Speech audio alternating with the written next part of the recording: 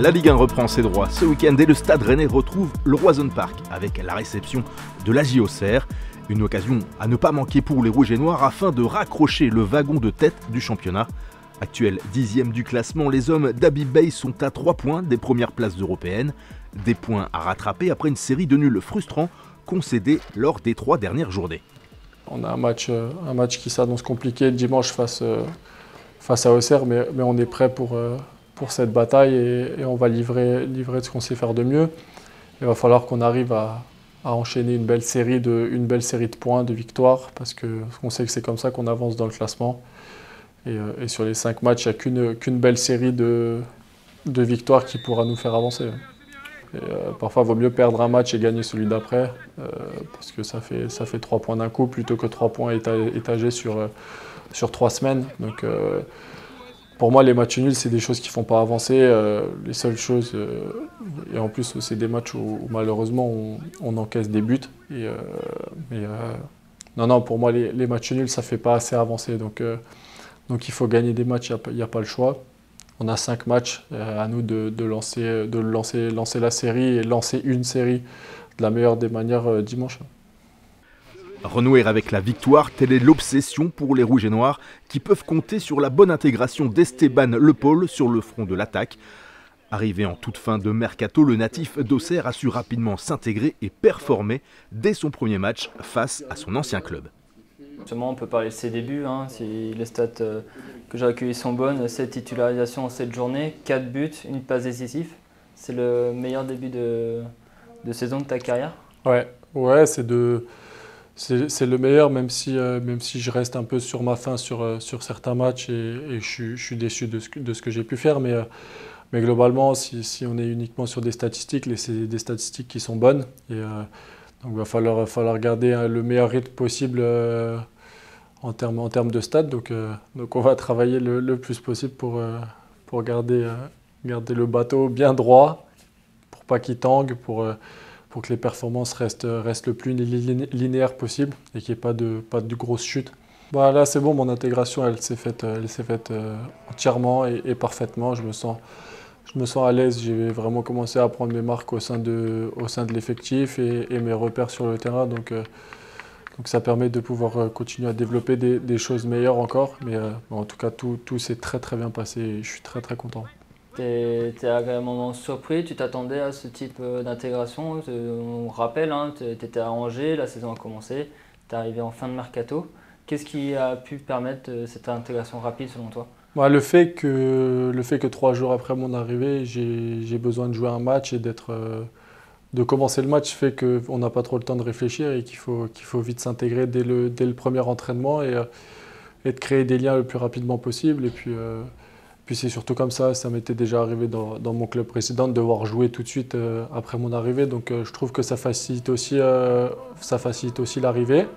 Et ça permet de tout de suite être dans les conditions et de ne pas se poser de questions finalement.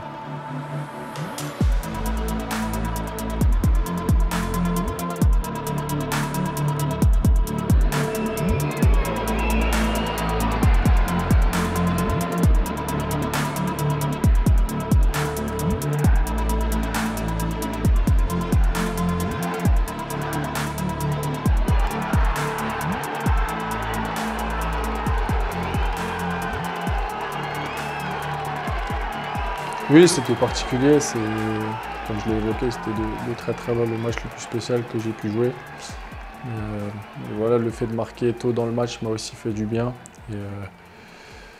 Il fallait switcher, passer à autre chose. Angers a été une grande étape de ma carrière. Et voilà, maintenant il fallait tout de suite passer à autre chose. J'ai pas le temps de réfléchir, donc il fallait performer avec Rennes et peu importe l'adversaire. C'est une journée qui est complètement différente des autres? Dans l'avant-match, dans l'approche, quand on rejoue pour la première fois son ancien? Non, les seules choses qui étaient bizarres, c'était mon arrivée au stade avec des repères qui changent, le fait de s'échauffer de l'autre côté, c'est plein de petites choses comme ça. C'est un stade que je connais par cœur. Mais oui, c'est sûr que c'était bizarre dans l'approche, dans le sens où on avait des repères d'un côté et d'un coup de basculer de l'autre en une semaine, ça pouvait faire bizarre. Tu t'es pas trompé de vestiaire en arrivant? Pas du tout. Je vais aller faire un tour à la fin, mais non, j'ai essayé d'être le plus concentré possible. Et non, j'étais content de marquer ce but parce que pour moi, il me faisait du bien. Puis ça me permettait aussi de partir sur des bonnes bases avec Rennes. Une première réussie pour Esteban malgré un premier match nul frustrant et un scénario qui va malheureusement se répéter pour les Rouges et Noirs, dominateurs et menant au score que ce soit à Nantes comme au Havre, pour finalement partager les points dans les toutes dernières minutes de la rencontre. On a dominé à demi-mesure puisque pour moi c'est des 3 matchs où on domine beaucoup les 3 premières mi-temps et où on ne garde pas ce rythme malheureusement sur les deuxièmes, malgré le fait qu'on ait eu vraiment une grosse maîtrise face à ces 3 équipes. Et il faut justement qu'on arrive à garder cette continuité tout le long du match et c'est le prochain step pour nous qui nous permettra de gagner vraiment les matchs et de pas malheureusement se faire rejoindre parce que c'est des matchs qu'on se doit de gagner, qui sont importants. Pas plus que d'autres, mais c'est des matchs où quand tu gagnes 2-0, on doit bloquer le compteur et plus personne ne doit revenir. Parce que ce qui revient souvent, que ce soit sur Nantes ou même Le Havre récemment, c'est peut-être un manque de personnalité, de caractère, c'est ce que tu ressens aussi. Non, c'est pas ce que je ressens, mais c'est compréhensible qu'on en vienne à là, puisqu'on a une équipe qui est capable de tenir tout un match et il va falloir qu'on le prouve.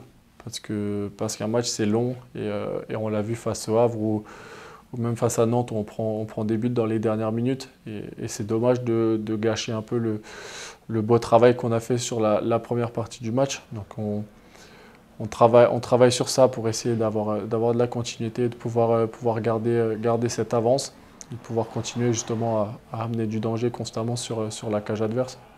Des 3, c'est lequel qui a été le plus frustrant, le plus difficile à digérer?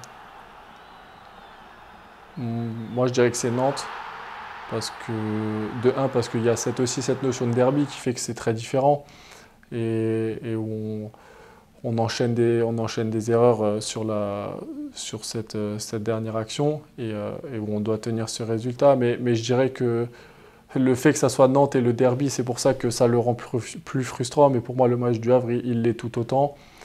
Et donc voilà, c'est des erreurs qu'il va falloir qu'on corrige vite. Une volonté de repartir de l'avant à démontrer dès dimanche avec le soutien des supporters dans un Roazhon Park qui ne demande qu'à vibrer et qui a plutôt souri aux Rouges et Noirs malgré un triste nul 0-0 concédé face à Lens. Pour moi, c'est un match où on n'a pas fait ce qu'il fallait tout simplement. Où on a déjoué sur ce qu'on voulait faire. Et on est tombé sur une équipe de Lens qui était plus que vaillante et qui a joué son va-tout à 100% et qui l'a fait de la plus belle des manières. Et je pense que c'est un score duquel on peut être très très content parce que je pense que Lens nous a posé vraiment beaucoup de problèmes, même à 10. Et aurait quasiment mérité mieux que ce match nul. Donc non, pour moi c'était un peu un match sans et où on a appris beaucoup sur l'intensité, etc., sur les choses qu'on doit mettre en plus pour pouvoir mettre en difficulté ce genre d'équipe, malgré le fait qu'on l'ait déjà fait contre 2 grosses écuries de ce championnat.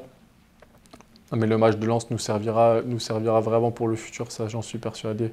Et ce passage au Roazhon Park lors de la première journée, hein, certains t'ont vu, c'était quelque chose de prévu? Non. Ça faisait déjà partie un peu de cet environnement, d'une potentielle arrivée? Pas du tout, parce que le matin du match contre Marseille, Pierrick Capel qui vient me voir, qui me dit « Écoute, non, je jouais le dimanche. » Il me dit « On va voir le match ce soir à Rennes. » Je dis « Écoute, c'est à 1h de la maison.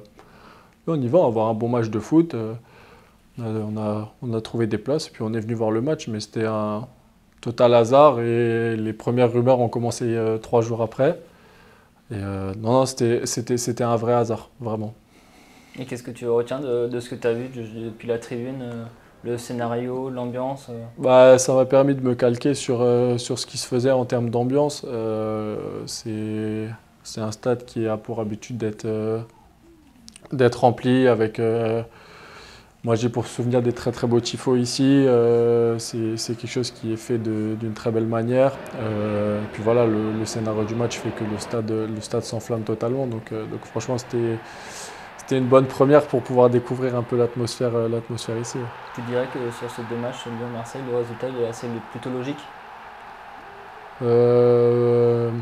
Marseille, je trouve que c'est mérité parce qu'au final, Rennes a été réaliste au moment où il fallait. Et je pense que contre Lyon, au moment où Lyon prend le carton rouge, il y a une bascule psychologique qui est faite de notre côté, où on sent que tout le monde se transcende et qu'on se rend vraiment compte que sur la deuxième mi-temps, malgré le fait qu'ils aient une très grosse occasion en début de deuxième, on avait repris un peu le contrôle du match. Et le carton rouge fait qu'on passe dans une autre, entre guillemets, une autre dimension en termes d'impact. Et non, moi j'ai senti qu'on était largement capable de renverser ce match.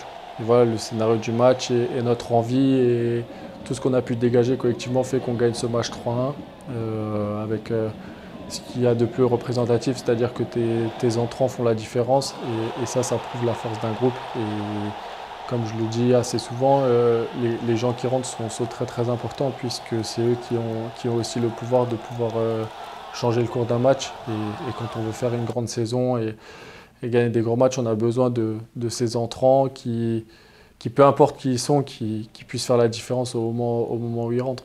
Nul doute que c'est cet état d'esprit de groupe conquérant et solidaire entrevu au Roazhon Park qui devra animer les Rouges et Noirs dès ce dimanche face à Auxerre pour réenclencher une dynamique positive.